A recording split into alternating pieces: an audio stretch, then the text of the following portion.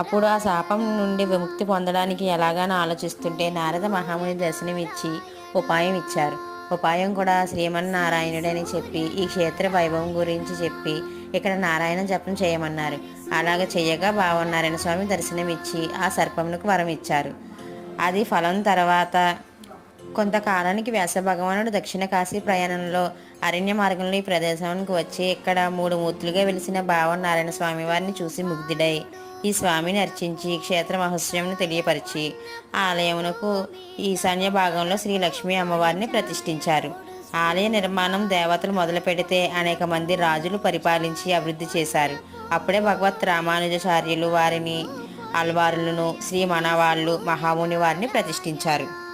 ఈ విధంగా అల్వార్లు ఆచార్యులు దేవేరులు మొదలగు సమస్త పరివారముగా శ్రీ భావనారాయణ స్వామివారు దివ్యమూర్తులే మనలను అనుగ్రహించడానికి ఇక్కడ ఉన్నారు.